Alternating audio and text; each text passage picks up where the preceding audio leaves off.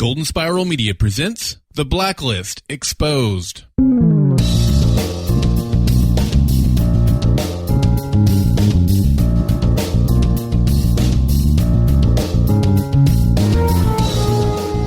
Those boyish eyes are watching you, even without any food.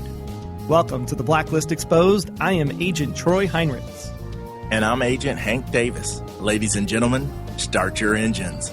It's time for a good old-fashioned Ressler dragon. Thanks for joining us as we discuss number 71 on the Blacklist, the Kenyan family, which aired February 19th, 2015. Written by Vincent Angel and Daniel Knopf, and directed by David Platt. Show notes and other intel for this episode of the Blacklist Exposed can be found at goldenspiralmedia.com/theblacklist. We asked all of you last week to answer our profiling question of the week. What will happen to Lizzie now that the harbor master's body was found? Maureen said, Tom will come forward and take the heat for Liz. I think that's the most obvious solution, but I'm wondering, does Tom come on his own free will, or is he being forced to come back? If he's forced to come back, the question would be who is forcing him to come back since Red told him to stay away. Jamia said, Red's going to have to get her out of this. He's going to step into full-blown daddy mode. Anything to keep her from getting hurt or in trouble.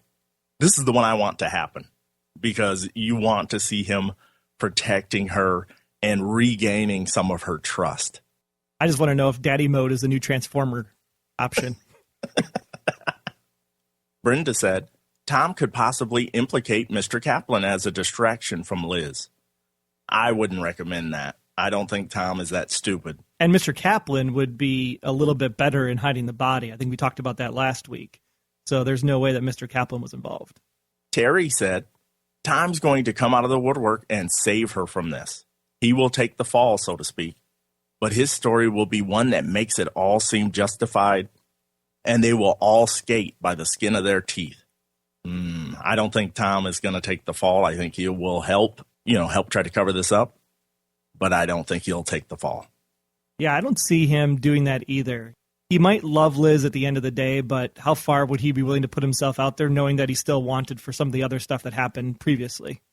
Wendy said, I don't know about Liz, but I think Sam the bodyguard is the next one to die. Wendy, you are the winner because I agree with you 100%. Sam is doomed unless he was told to say what he said. Transformer Daddy coming to take you out, Sam, for spilling the beans. Susan said, I was just surprised that this storyline didn't come up in the episode this week. I was not surprised. A lot of shows have been doing this, take a week or two off of a certain storyline. So I wasn't shocked at all. Although they did bring back what we think is the fulcrum or part of the fulcrum or whatever that electronic music box device is. They brought that back right away in the next episode. So I'm a little shocked that we didn't see at least a clip since this episode jumped around so much anyway. Why not just throw, 5 seconds in somewhere? Well, those are all great responses. Thanks so much. And if you want to answer the profiling question of the week, you can head on over to our Facebook group and search for The Blacklist Exposed right there at the top. Or you can give us a tweet on Twitter at The Blacklist GSM. If you want to get into discussion for next week, our profiling question of the week, what is inside the box that Red found in the president's trunk? Keep that in mind as we break down this week's episode case profile.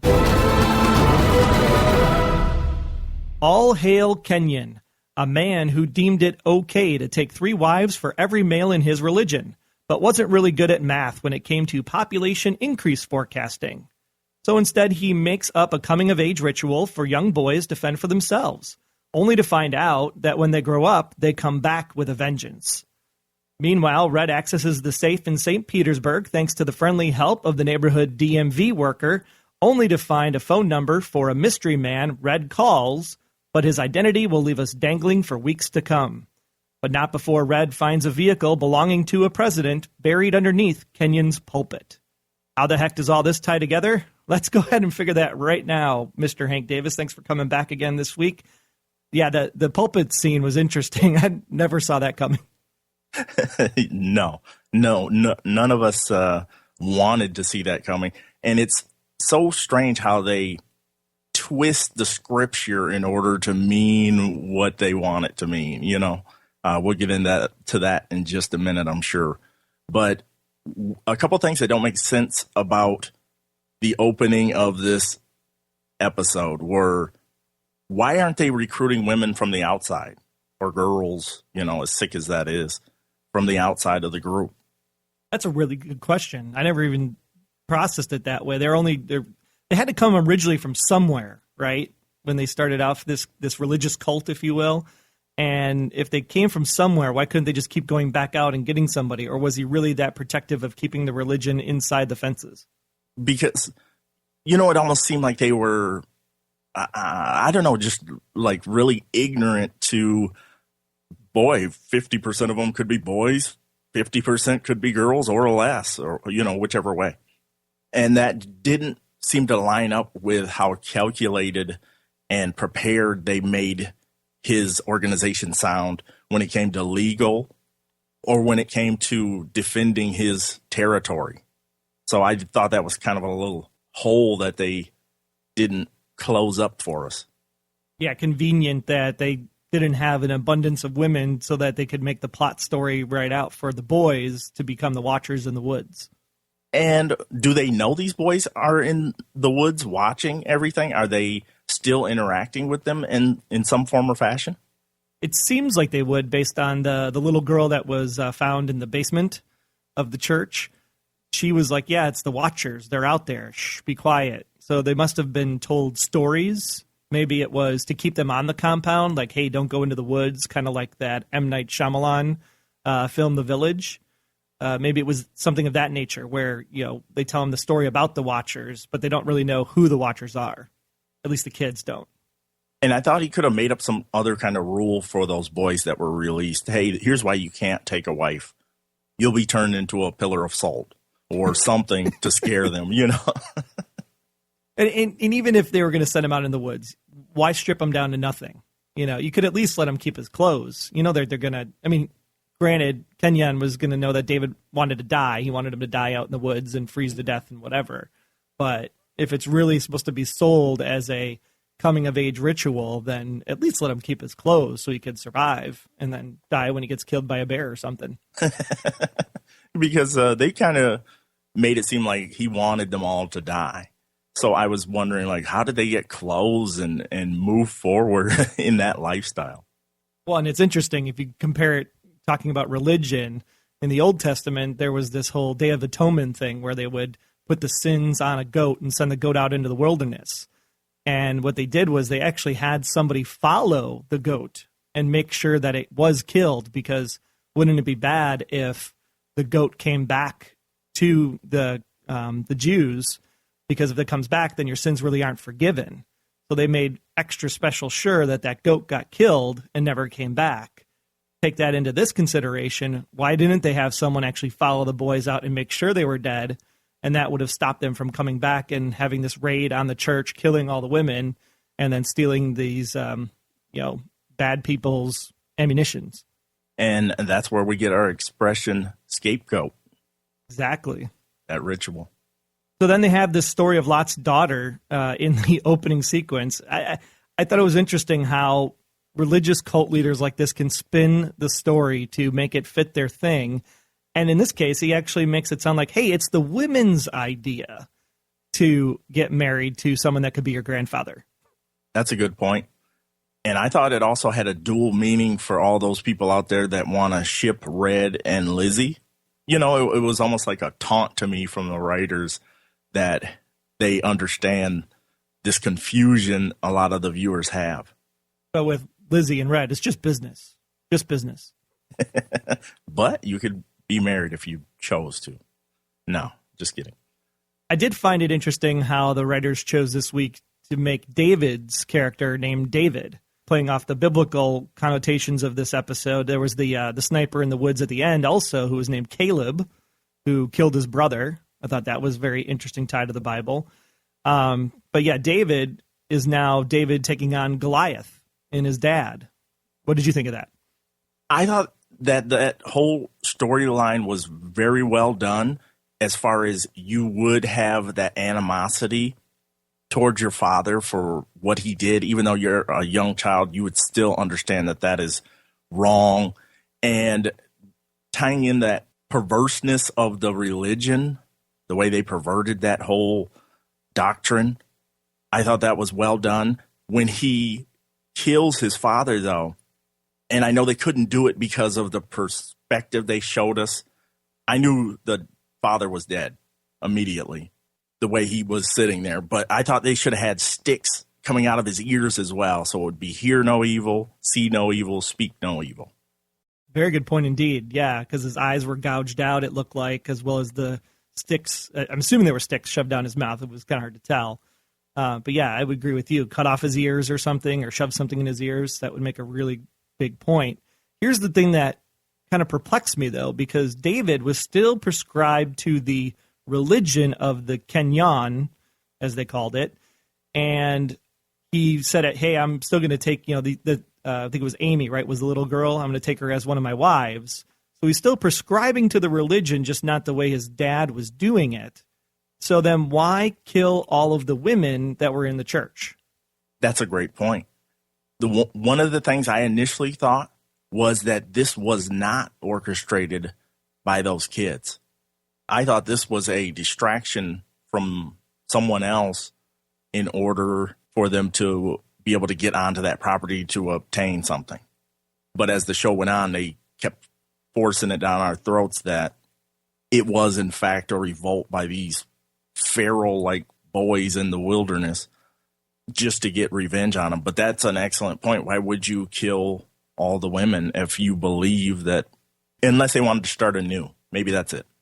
So then I had the thought that they never actually killed the women because they threw in these what looked like tear gas canisters, but they locked them inside the church. So that means either somebody inside the church would have had to have taken them all out, or B, they waited for them to all be passed out before someone came in then. And like they said, there were no stab wounds. It was all strangling or stab wounds, no gunshot wounds. Because obviously Kenyon got out, right? He never made it out before he was the first one to the door with the sickle on it. So he got out at some point. So the question is, did they die first and then they came in and retrieved Kenyon's body? Or did they actually go in and kill all these people? Because it could have been just the mass stampede of trying to get out of the church, and then people are just killing other people in that mass stampede to get out. Because we don't know what the chemical was. It could have been tear gas. It could have been something worse that's more like a pathogen or a biological weapon. Left that open a little bit, and so I'm a little frustrated by, did they kill him, did they not kill him? Because the religious aspect at the end would make it seem like they didn't kill him, and like you said, maybe it was a third party. Or maybe they believed that they were going to go to heaven for 6 days, and then they would just return. That could be too. All good points. But then it gets even stranger, because we have these 3 vans. They're full of this kind of compound, Semtech, as Lizzie puts it, that apparently could take out 5 city blocks. Yet, when the first van explodes, it's like a standard van bomb, and nothing really happens. So why go through all the trouble of putting enough Semtech in a van that could take out 5 city blocks and then not actually have it do its job? Again, I thought it was a distraction. I thought these acts of terror would keep everybody occupied while something maybe on a larger scale is being removed from the property. That's what I was thinking. From this potential third party, you're assuming that they're doing the van explosions to kind of draw away from potentially either the Hellfire missiles or whatever was in the trunk of the car underneath the pulpit, or potentially some other weapon that's maybe disappeared in the middle of the night. Yeah, something that had to be very large to where it wouldn't be feasible for you to get it out of there with the FBI canvassing the area. So if you could draw them away, draw their attention away, then maybe it gives you a window of opportunity to make a move on something there that they want. That really sparks my interest now, because if you have these boys, they're out in the woods. David was the first one, but it seems like they're pretty well equipped and pretty well sheltered. You're telling me that these guys did this on their own, or are they being financed by some other organization? I initially thought that maybe Red set them up for this because he's such a good talker, get them wound up, arm them, and tell them what to do. And then this gives him that opportunity to go on the property without being, hounded by the main man in charge because he is dead. That's exactly what Red's MO normally would be, right?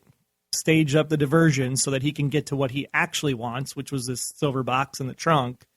But that also makes me very nervous at the same time, because why would he put kids in harm's way and let David use the kids in that way? That makes me a little nervous that Red would be behind this one. What do you think of that? Do you think that it's still Red, or do you think Red would be ruthless enough to put kids in harm's way? I don't know what to make of Red anymore. He's done some things in season 2 that really make me question, and even his speech the other week about, can he even see the light? What would happen if he even saw the light? Would he even recognize it? Can he come back from everything he's done? I think he wants this item badly enough to where he might do it. Let them get their revenge.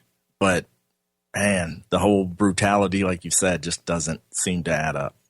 Well, then we have the safe. We learned about it from the Decemberist when he's talking to Fitch in the box before his head explodes.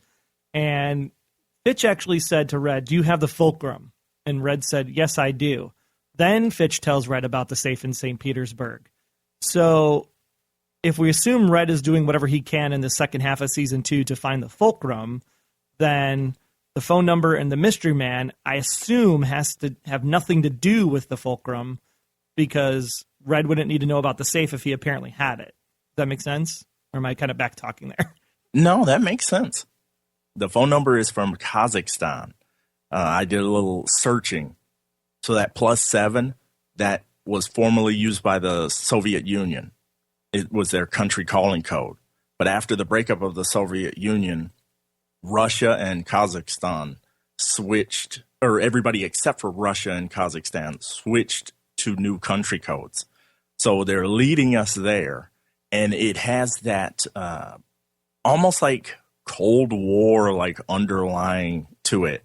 And the things they showed us in this episode make me think that there's going to be some basis for the weapon to be in, or a weapon to be in Russia.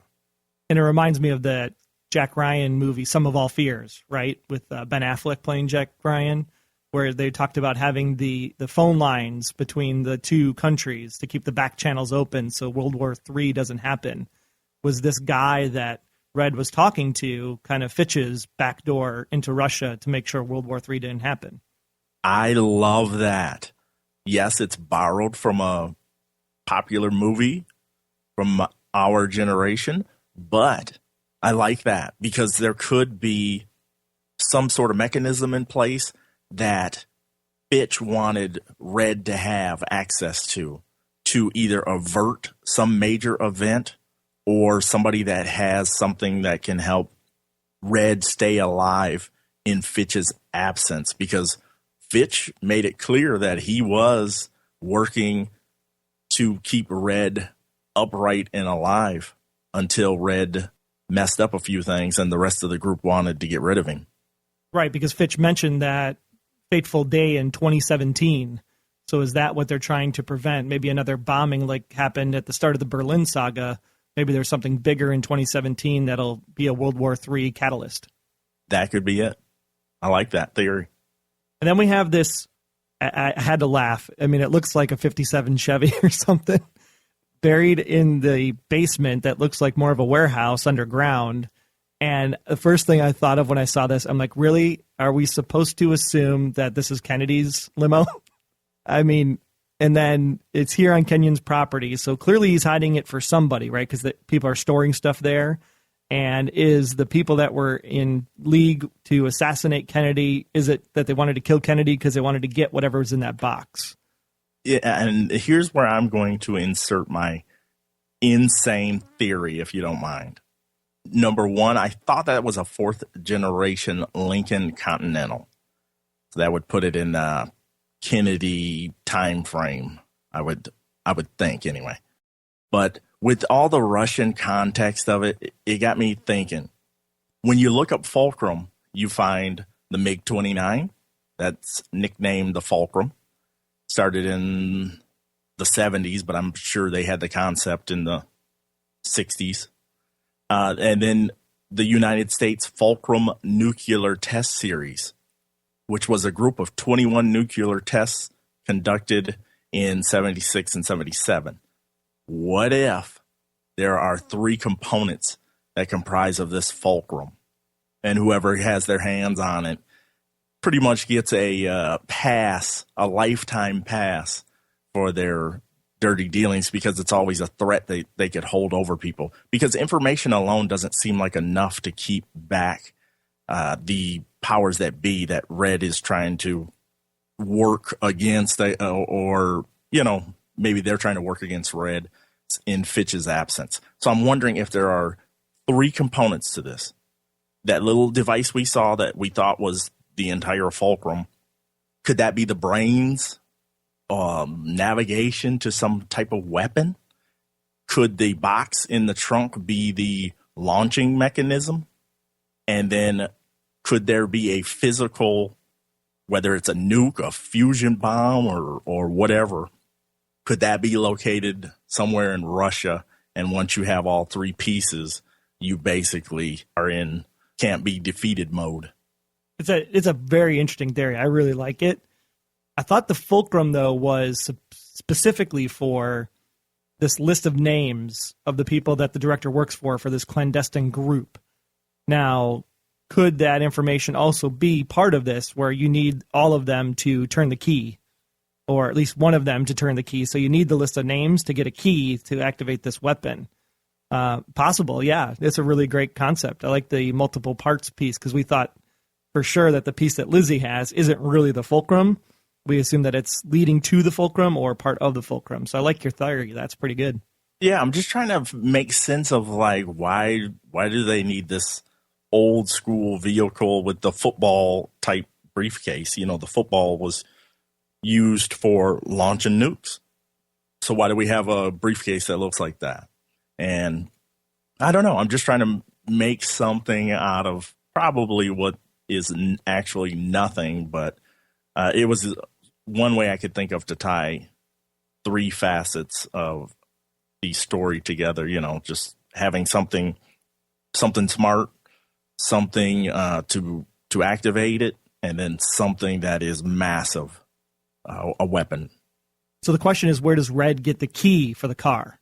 Oh, that's a great question.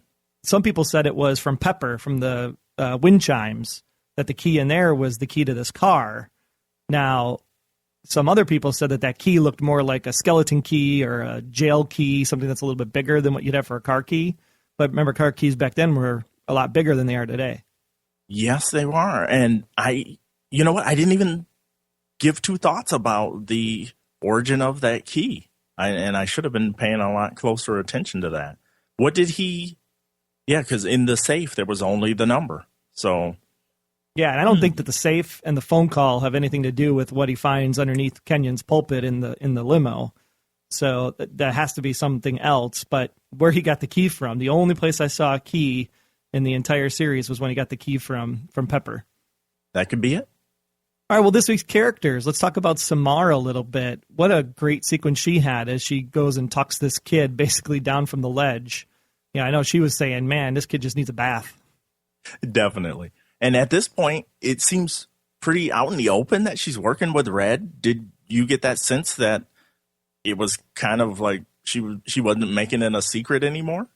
Yeah, it was very out. I mean, it was open, but it wasn't open, right? Because other than that one guy towards the end, when he's talking about, I have the codes for these Hellfire missiles and I activated their cameras, that one tactical agent might know that Red's now working with Samar, but I still think that Red and Samar's relationship and the fact that Red planted Samar into the post office and the team originally, I think that's still up for debate as to who knows that that's going on. But clearly, Red and Samar are working together to advance some kind of end game. And I want to say that she, even though she is working with him, she is dedicated to the team. Who has, besides a Ressler, who has taken more punishment for this team. I mean, she's put herself in harm's way time after time after time. And I don't question her loyalty to the members of the team. She might have a different objective at the end, like you said, but as far as adding to this team, they really did a good job of showing her contribution, especially this week when she's pretty much fearless walking over to that vehicle that could blow up at any time when she's seen it already happen on video prior to that. And for those people out there that are NCIS fans, she's pretty much a Ziva for this show. Cooper, we talked about this illness he had in the opening of season 2. He talks to Red a little bit about what's going on. So now he's talking to his wife, and she's pretty much adamant that he needs to be part of this drug trial. He doesn't get in. And then Tom, the new soon-to-be attorney general, just basically moves a molehill in a mountain and says, oh, you're in. 36 is now inside this testing thing. What do you think about Tom and Harold's relationship and how they maneuvered his way into the trial? I liked that they presented this to us this week and in this manner. Here's something for you. We're friends, allegedly, but I get the sense that Tom is on the rise and possibly going to be in that Alan Fitch type role in coming episodes. And Cooper, just to be so naive, like, I guess because he's sick and such that it is going to impact what you would believe or what you would think. But you get into this impossible clinical trial and then you don't think that there's going to be something on the back end. I think that Tom was fitting him for right at this moment. That's exactly what the entire show is, right? I mean, especially when you have Red going to talk to Ruth this week. Hey, I need those codes. You know, Ruth's going to come calling eventually, or Red's going to owe her a favor. It's all about you scratch my back, I'll scratch yours. And so I absolutely agree with you. I think Tom is saying, hey, I did you this solid. I'm going to come calling someday, and you're going to have to help me out. Because at first I thought he was going to be really adamant about that, have to be in that position because it's a pivotal position. You would want somebody to be in that position as opposed to what Agent Cooper's position is now because it has more weight. But maybe the position doesn't matter as much when you have Red Reddington at your disposal. So maybe he wants to make sure he can guide that process. Well, then we have Ruth, the missile-owning botanist, who also likes to dole out the punishment as well. What did you think of Ruth? Do you like her character? Are you hoping we see her again in the future? You know, she really didn't elicit any type of special response from me. I don't know if she's going to tie into anything that has already happened, because I was wondering about what was the group that killed Ressler's girlfriend. And I was trying to tie her in to them some form, but I couldn't really come up with anything that made any sense to that. But I was kind of hoping that she's going to be somebody that has impacted something maybe in season 1. But if she's not, then she really didn't strike me as a character I really care to develop any further, see developed any further, unless she's done something that we don't know about. Maybe it's because I've been watching Helix on Sci-Fi for season 2, and they've got some botany going on there where they're crossbreeding plants and stuff. And I really thought that maybe she was developing some kind of biological weapon by crossbreeding her plants, and that's what made her interesting to me. I thought maybe she was going to drip some sap or something on that guy and take him out. But I like the network of people that we've seen in season 2. We've expanded Red's universe to see all these players that he's been working with. And then to have Glenn come back this week, I thought that was a really nice touch. I really love Glenn's character. I think this is the new Odd Couple, right? Not to say that there wasn't another Odd Couple show on a different network, but this is the real Odd Couple. What do you think of Glenn and Red's relationship after seeing it a second time? Around here in this home, we call Glenn Red Jr. because his character, if you really peel back the layers, he's essentially Red Reddington without the kid gloves when it comes to the conversations, because he pulls no punches. He has no filter. And fortunately for Red, he really doesn't have that much ambition. because I could see Glenn being some super powerhouse if he wanted to be, but it is apparent that he's fine just doing his weird research that he does for everyone. And he's got to be lonely and alienated for others. Where Red sees him as a headache, he sees Red as, I bet, a friend. Maybe his only one.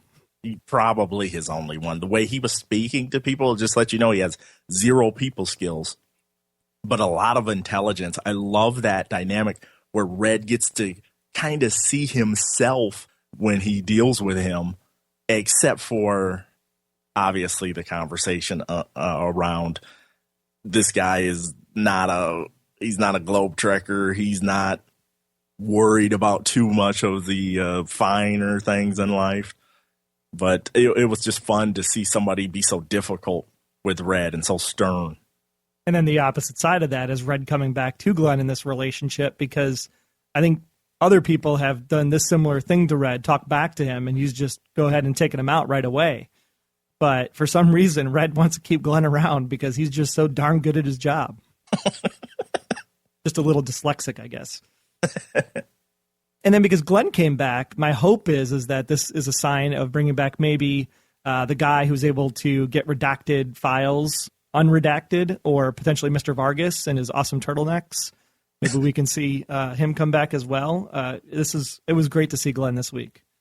Keen this week. I'm starting to question her abilities as an FBI agent. I like the fact that she actually did have the strong presence when she stood up to Red at the end of the episode, but when you are in the woods alone and you have your partner pinned down, you do not go off and look for the smoke in a cabin all by yourself. You always take backup.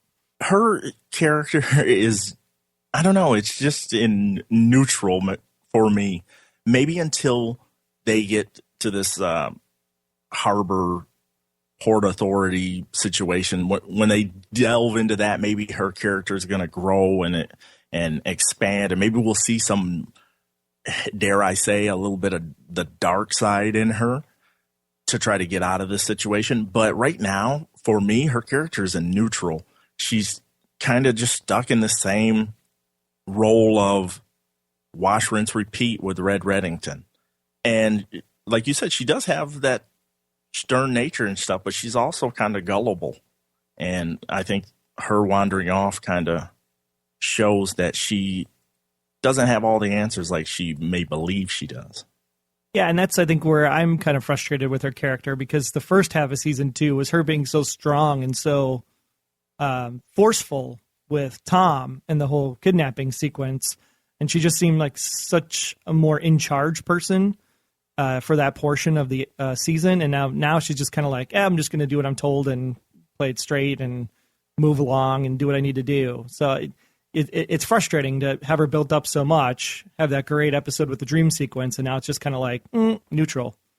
Yeah, and I think that the show kind of loses me sometimes with the characters that they have, because am I supposed to be rooting for Red Reddington, or am I supposed to be rooting against him? Is he the anti-hero, or is he in fact just the hero? And I think that they need to do a better job of propping Liz into that main hero role. And I don't feel like that. I always feel like Red is the hero of every episode. Well, I think he is the hero of every episode. I mean, this show is about Reddington's Blacklist. He's the one that turned himself in. He moved this whole catalyst forward. And so I still think at the end of the day, like we saw with the whatever was in the bunny, call it the fulcrum if you will, then he is just using people to get his agenda forward.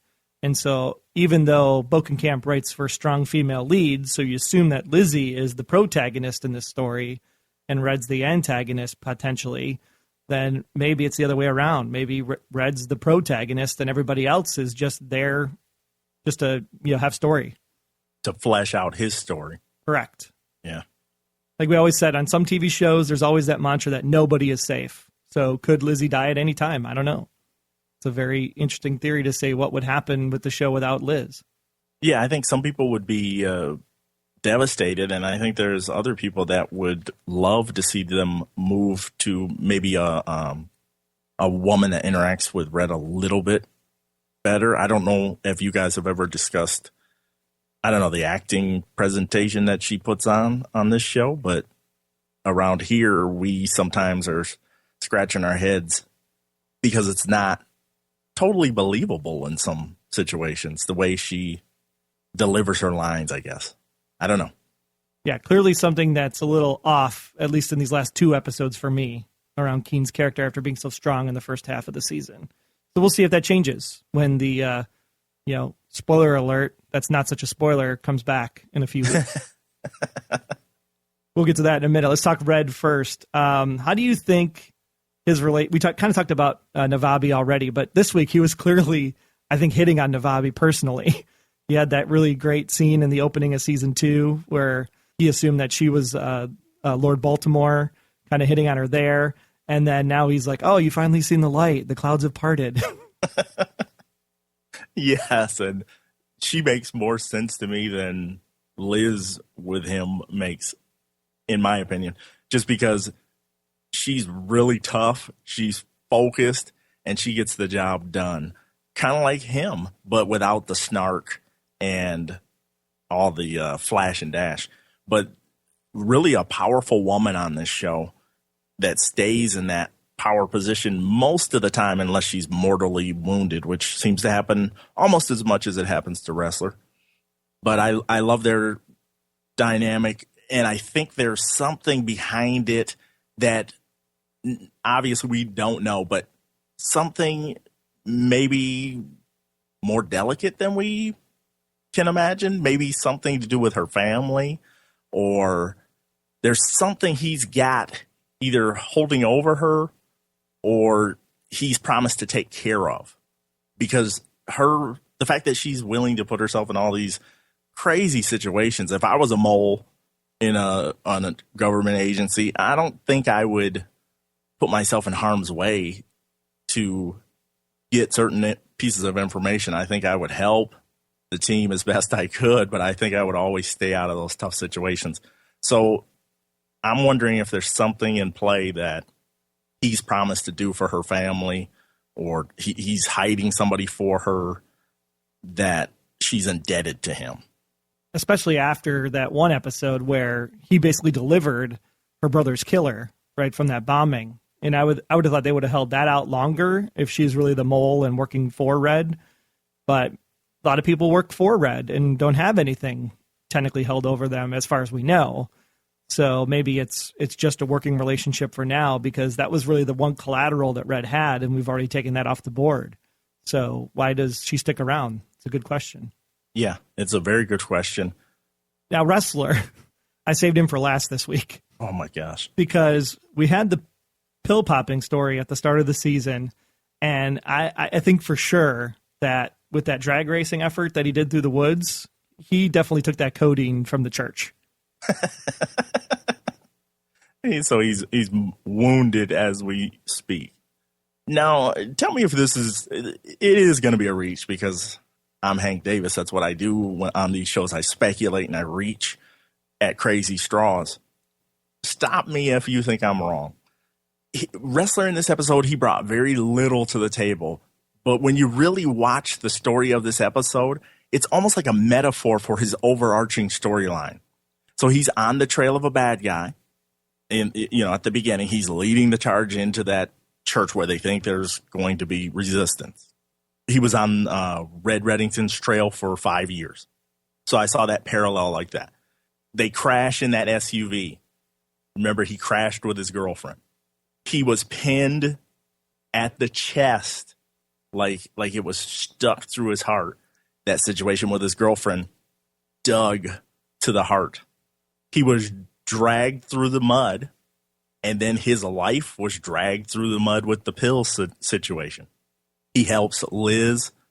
He helps that little girl, gets her out of that crate. And I just saw that, to me, it just stood out as like a parallel of here's the episode and here's what happens to him in a nutshell. And then here's his whole storyline through the series. And I thought those two came together nicely. And I may be the only person that looked at it in that way, but that's just how I looked at it. So given all the history we have with Ressler and everything he's been through, do you think he took the codeine from the church? No. And the only reason I think he didn't is because I don't know if they want to bring that storyline up again. Then why tempt us with the long pause of the shot of what's in the medicine cabinet and then him kind of look at it and do a nice big sigh? Maybe it was that hesitation of should I or shouldn't I? And then leave the ambiguous resolution to be determined at a later date, but he didn't do it. Or that he's still technically not all 100% back or better yet, and maybe it'll come to hurt some other episode down the line. Yeah, it very well could. I'm just holding out hope that he has moved past it, and they were trying to just show us that little struggle of it'll always be in his rearview mirror, it'll always be right there.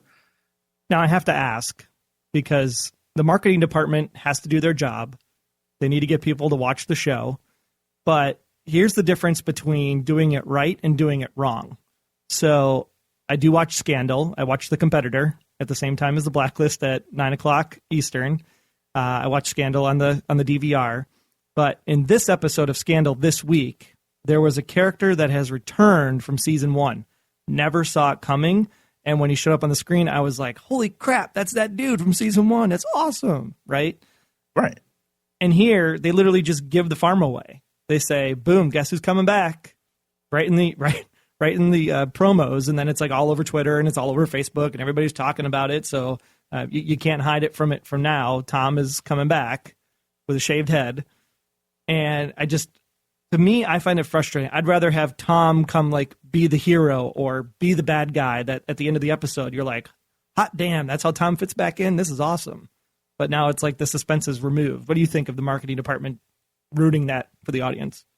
I 100% agree with the disappointment seeing the preview for the next week. And I think a lot of shows and a lot of networks suffer from this is they're trying to show you enough to get you to come back. It's almost like they're not confident that you're going to come back on your own without a little more motivation, or that you're going to be mad if you see it on social networks that so-and-so is going to be on episode 3 of season whatever. And it's almost like they're trying to play to the people who are just on the TV, whereas all of us, we do social networking, plus we watch TV. We may DVR, we may skip the promo. We may be trying to avoid promos and stuff, but I think it's a lack of confidence that people are going to stick with shows in this ADD society we live in because it's on to the next thing, or that doesn't look that interesting, instead of just revealing it in the episode like you would like and like I would like. I 100% agree with you that they should leave stuff like that out and let us go, jaw just dropped, Twitter's blowing up during the show, or whatever. Yeah, which one creates more buzz? The fact that everybody's tweeting and Facebooking about it now, saying that he'll be back supposedly next week, which doesn't necessarily mean he will be back next week, right? Right. And then, or does it make more sense like, holy crap, what's everybody talking about? Tom is back is trending on Twitter, and then everybody starts picking up the show and starts watching it from that point. Which one creates more buzz? I don't know. I think it's clear that releasing it in the promo after the show airs is the better advertising mechanism. I think that's pretty clear to get people invested to watch not only the episode, but the advertisements. They want those eyeballs on live television. And I think they believe that if you see him in the promo, you're going to go, I must watch that live, because if I DVR it, there's going to be just too much stuff going on the social networks and stuff. There's going to be too many spoilers out there. Okay, well then I put my faith in the writers then, that even though I know he's coming back, the writers are still going to make it in such a way that it can be like, totally didn't expect that to happen. I believe in the writers, not the marketing department. That will do it for this week's case profile. Special Agent Intel is coming up in a bit, but we'll be right back with Red's Rhetoric right after this. February, the month of love, and we love all of the great people that are part of the GSM listening family. We especially love our patrons like Jeff, who shares with us why he listens to Golden Spiral Media. Basically, the content. I had been listening to Triplecast for a while, but once Aero Squad came over, I started looking at the podcasts that were there and seeing the shows that they were podcasting about and the people that they had hosting that I already had relationships with just drew me over because I knew it was going to be quality content and I knew that the people that were hosting were enthusiastic about it. Do you love our show?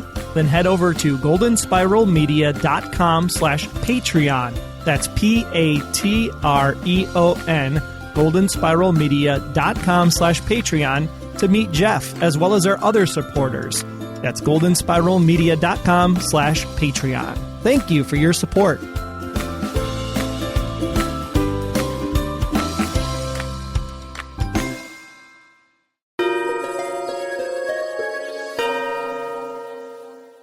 Welcome back to Red's Rhetoric, that part of the show where we play two different parts of what we like to call Story Time with Red. You get to vote which you think is best by posting in the Facebook group. Just search for The Blacklist Exposed to find us or tweet us at The Blacklist GSM. Last week, 90% of you are keeping your endgame in mind or just don't like the tango. But Red Chess was the clear winner last week. This week, our first clip comes from The Real Odd Couple as they discuss shellfish. Not interested. Can't be done. Glenn, you have found things for me with far less to go on. Ernie's retirement party's tonight. I gotta pick up the shrimp plow. You found Jerry Minky's wife after she ran off with the Uber driver, the one with the Subaru. I don't even like shrimp. You found the other guy. Who was it? That mobster who was hiding out in Needles?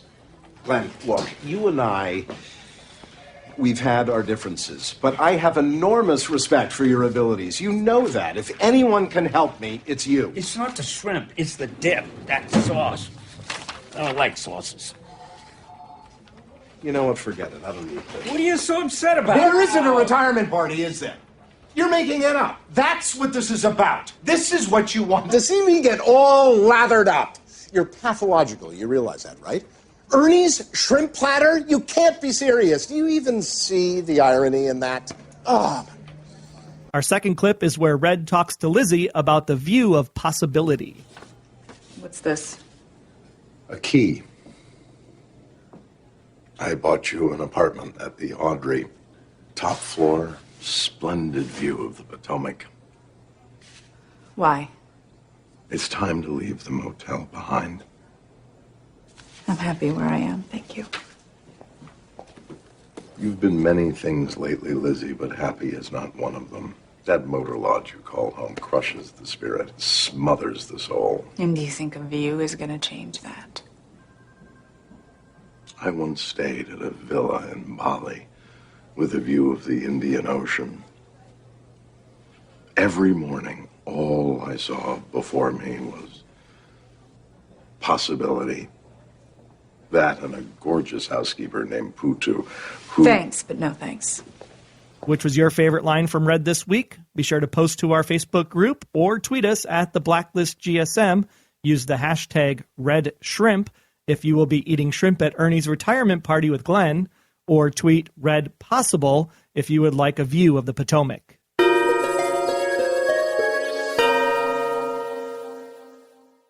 Now let's move into Special Agent Intel.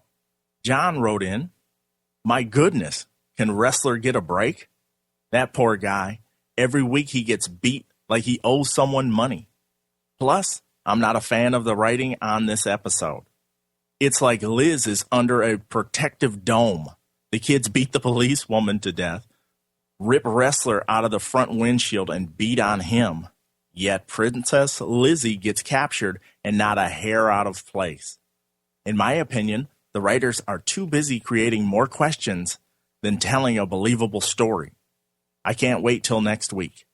It's a good point. I mean, like we already said, Liz this week seems a little weak. And as I was watching a second, I felt the same way that John did initially. And then as I was watching it the second time, I said, oh, the reason why they wanted to make sure she was okay is because when that kid comes up to Lizzie, when they capture her and touches her face, I'm like, oh, yeah, they can't hurt her because they want to keep her because she's going to be someone's wife. Yeah, you hit the nail on the head. When that kid like stroked her face like that. Boy, that was creepy, and that sent chills up up my spine. I thought that was very well done, very well acted on that little kid's part. But creepy. Liz is a cougar. Yeah. And it kept the overtone of the initial message of the episode, where we have these creepy, disjointed relationships that shouldn't be happening. Rory said, definitely all over the place. Glad they touched on the safe and moved that along. No harbor master, but that will be next week, I guess. No fulcrum, but we did add another wrinkle with the phone number. Still wonder what the key was for that he got from the girl at the end of the episode, The Front. And I really want to know if that was Kennedy's limo. Other than that, I'm going to rewatch again and see if I catch anything else. But glad we got story time with Red at the end. Yeah, thanks so much, Rory. I agree. The key for the limo is the one thing I keep scratching my head about. It's like, was that the one that he got from Pepper in the episode The Front, or did he have this key from somewhere else? That's something that I'm still going to be puzzled about as we'll have to wait for the season 2 DVD, I guess, and see if there's something in the commentary.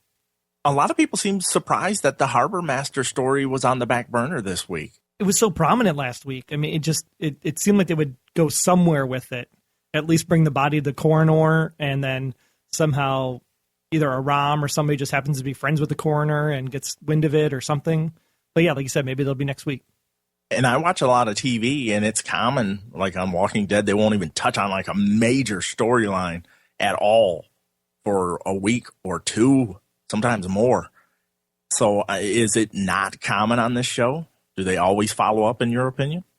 Most of the time, I think they followed up in season 1. I think it'll be a little bit more disjointed, like you said, as we go forward, much like Walking Dead was season 3, season 4. They just have to keep different threads moving, so they have to focus where they need to focus based on the information they have to reveal in order to reveal something else in the future episodes. So maybe you need to know about this Kennedy limo and the phone call in order to tie Tom's coming back, which also ties into the Harbor Master. Well, Tammy tweeted us, said that the show was awesome as always and just brought more questions and mystery. She absolutely loved the line about Glenn being called Jelly Bean. It was so irrelevant that it was hilarious because it lets you see how well Red knows about Glenn's personal life, his family, and probably doesn't care, but he probably just has to sit there and listen to all kinds of different things when he goes to see him and possibly go sees him at his home. Oh my, that would be a showstopper if they show that. That's what I was waiting for, was Red to roll up in the limo or something and pick him up at his house at 9:00, wheels up. And I love how their conversation just grows about it. It's like an old married couple or roommates or something. It's like, my God, your shoes were off for 10 of the 12 hours. It's awesome. Nice. Kim said, this is a little over the top, but how do 3 people walk away from a wreck with no broken bones, yet all of their cell phones and radios are destroyed? Why did they kill the female cop, but not Ressler? I am so confused, and all the scene jumping around this week is making my head spin. Let me add a little something extra to that as well. How come Liz and the female cop don't join forces and pull that log out of the windshield just like the kids did? It wasn't like it was wedged up against anything that I could see. They pulled it out rather easily, and him being stuck in the vehicle just sitting there like that was ridiculous to me. And it was only to drive the storyline of him being dragged across the ground in captivity. And it just was silly. I thought it was kind of sloppy writing. Or at least attempt to get him out. And then maybe they can't pull it or whatever. And then it's like, oh yeah, I loosened it for you. You know, while you stay here, I'll wander all over the place by myself. It just didn't make any sense. Totally, while the boys are watching you. A different Tammy had an interesting question. I'm curious, why does Red always seem to tilt his head to one side when he speaks to people? I've always noticed this and always wondered. I'm wondering if he is either A, depending on which way he's tilting, remembering a thought, or B, trying to come up with a lie that will fit in that spot. I think I have to watch the episodes and see if he tilts his head the same way every time. Maybe it's a hearing impairment and he just wants to make sure he gets his, he hears the response. Or maybe it's, I'm annoyed. Maybe that's it. Or it's like, hey, it's like a dog does when you're like treat and it goes brr and he puts his head to the side and it's like, hey, here's a treat for you. I'm going to tell you a story. Nice. Don't call me Jelly Bean. Great stuff this week. Thanks so much for sending that stuff in. Well, that will conclude this episode. Be sure to follow us on Twitter this season at the Blacklist GSM, live tweeting during the East Coast feed, and we will use the show's hashtag, the Blacklist.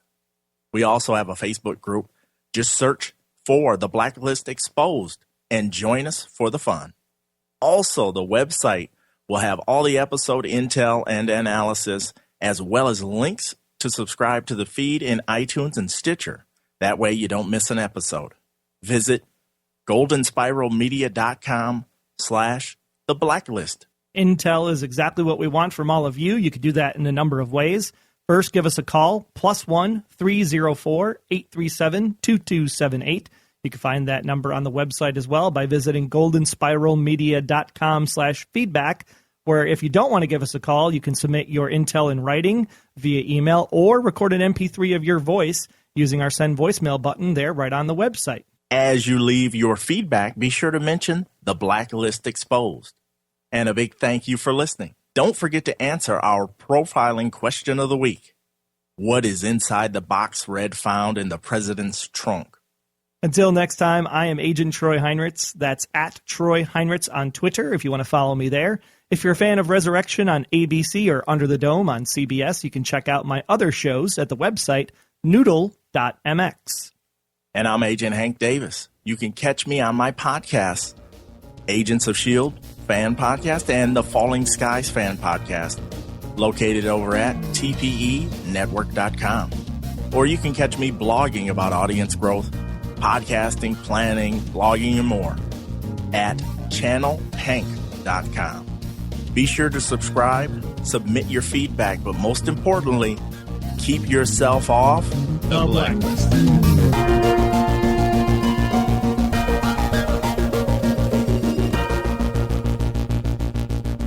The Blacklist Exposed is a Golden Spiral Media production, copyright 2015. Find more of our great podcasts at goldenspiralmedia.com/podcasts.